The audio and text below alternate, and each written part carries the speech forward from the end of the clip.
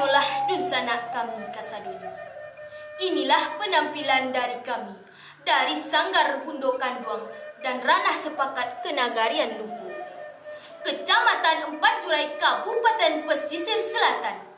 Izinkan badan kami malinteh di kamera, mengambangkan kapak dalam YouTube, mencaliakan paruh dinan rami. Ko adoh taswo jemburuk jonan baik, tolong sisihkan. Wassalam dari kami. Assalamualaikum warahmatullahi wabarakatuh.